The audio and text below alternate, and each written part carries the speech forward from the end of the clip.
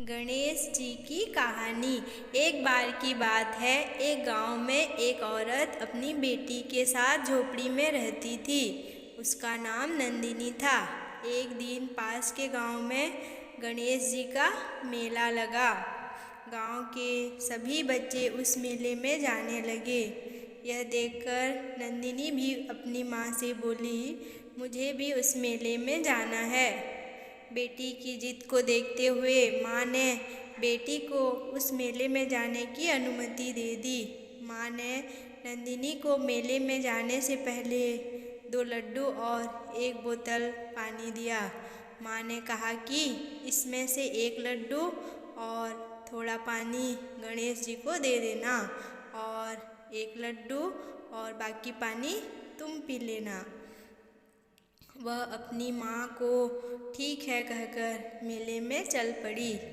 मेले में जाकर नंदिनी मेला देखने लगी। इसके बाद शाम हो गई। सभी लोग मेले से घर की तरफ जाने लगे। तभी नंदिनी को अपनी माँ की बात याद आई।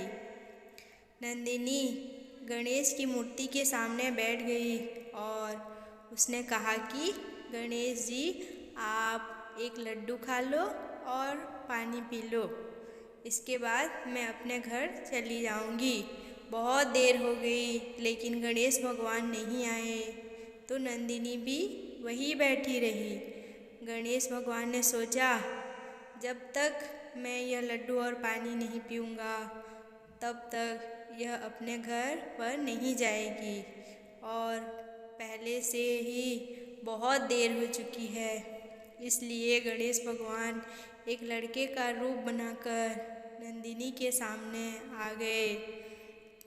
उन्होंने नंदिनी से 1 लड्डू लेकर खा लिया और पानी पी लिया। इसके बाद गणेश भगवान उस लड़की से बोले कि तुमको क्या चाहिए मांगो। लड़की मन ही मन सोच रही थी कि अब इनसे बड़ा घर मांगूं कि धन मांगूं या अच्छे कपड़े मांगूं।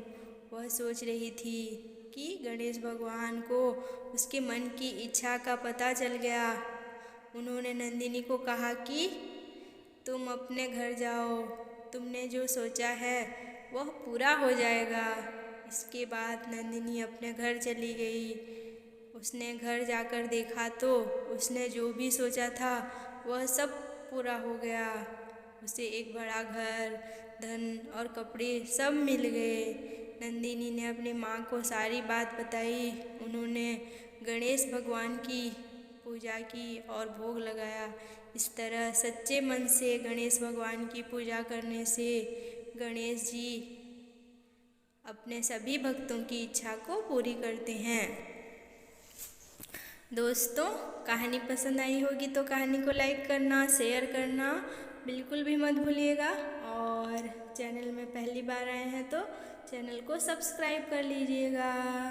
कहानी सुनने के लिए आप सभी को बहुत बहुत धन्यवाद।